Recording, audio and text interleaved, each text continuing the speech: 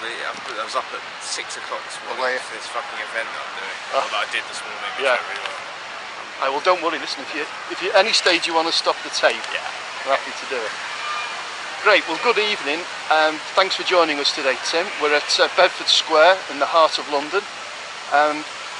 Thanks for joining us. Tell us a little bit about yourself and your organisation, first of all. Well, I work for a company called VMA Selection. We're a 30-year established PR and communications recruitment consultancy, covering the whole range and sectors within communications. So that's anything from media relations, corporate comms, through to internal communications, investor relations, across all sectors, including public sector, as I mentioned, corporates, in-house agency, the whole thing. But communications is all we do, and that's all we recruit in. So what were the sort of main tasks or duties an entry-level employee could expect to carry out at a PR agency or organisation? Well, I think typically a lot of people, when they come out of university and graduate and look to go into PR and communications, an agency is the key place to go, because that's where your skills will get honed much quicker, I think, than certainly with an in-house position. I think typical tasks will obviously be supporting the account teams on anything from putting media lists together, calling up journalists, contributing to writing press releases. It could even include helping out with pitch presentations for new business activity as well. So it really does sort of immerse you in the whole day-to-day life, I suppose, of an agency, and will give you a great insight into a career in PR. Now, you speak to a lot of employees. What kind of qualities, what kind of skills are they looking for when they're recruiting? I think it clearly depends on which level you're recruiting at. So I think at the very junior/entry level, they're looking really for someone who can clearly write well, so a good communicator, so someone who's got a really good grasp of the English language. Someone who is very enthusiastic and has a passion for current affairs and the news agenda, and someone who really just enjoys the buzz of speaking to strangers, building relationships, and developing coverage, and that's what it's all about. And also, I suppose, protecting your client or employee from negative coverage as well. So, in a nutshell, is it possible to sum up what a good application amounts to in terms of your written application and how you conduct yourself during the interview process? Yeah, I think in terms of the written application, clearly spelling, grammar, everything like that, all the basic tools of the English language have to be absolutely spot on. It's really competitive out there in the marketplace at the moment, and you really have to make sure that your application is as strong as it can be. I think so that's one side of it. I think you need to make sure that it's that your CV is spaced out correctly, it's formatted well, that you indicate some sort of knowledge or inclination as to what the business does, what key clients might do, and what you can actually add to the business, because you're going to need to be seen to be an asset to the business and not a cost. And what are some of the common pitfalls, Tim, of some applicants?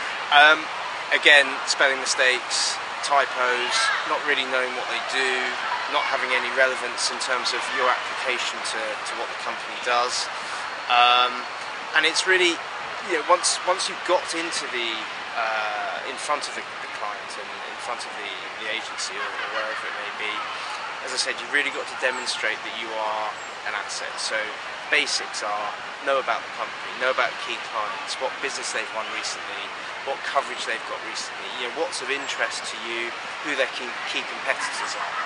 So getting in front of them and understanding that they're going to want you to demonstrate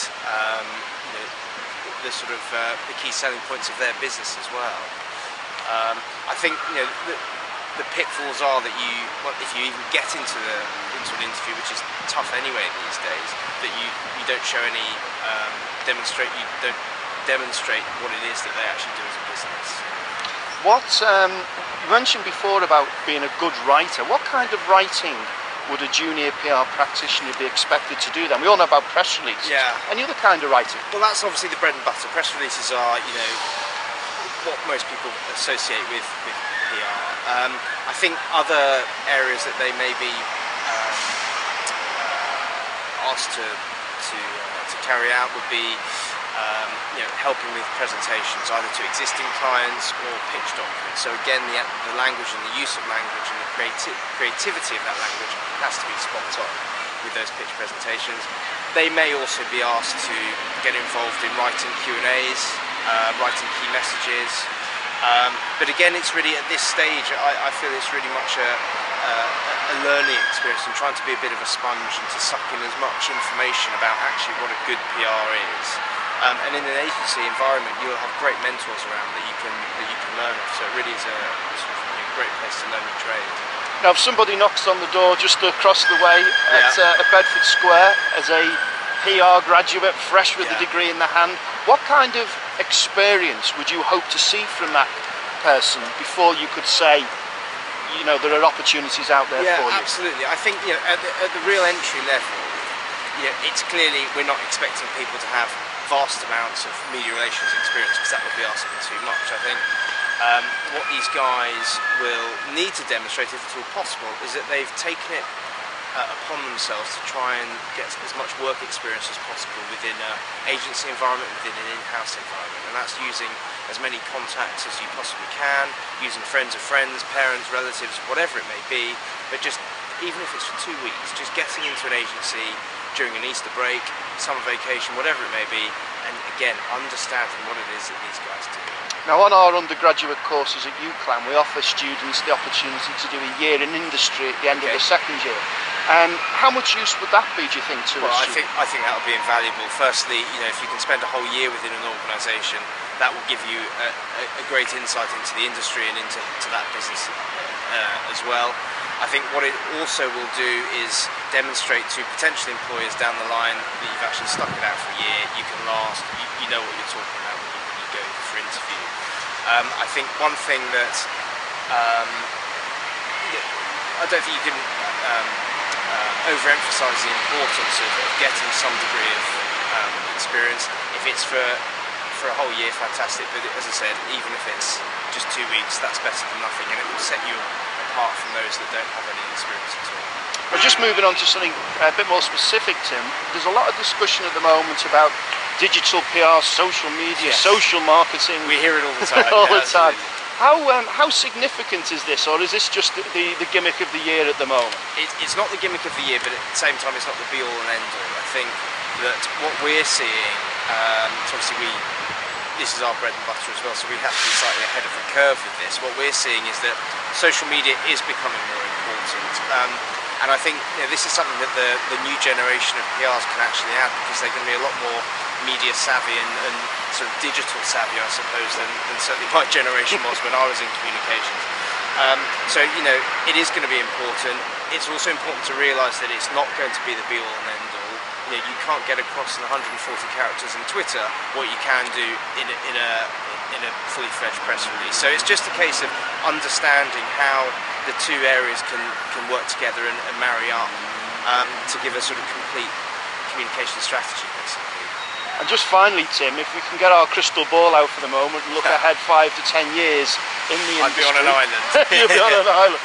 But what kind of PR skills, communication skills, do you think practitioners are going to need? Well, I think it's always going to be the same thing. It's an understanding of relationship building, it's an understanding of the use of the English language, how the media operates. It's difficult to say. I mean, clearly, there are always going to be fads and fashions when it comes to communications.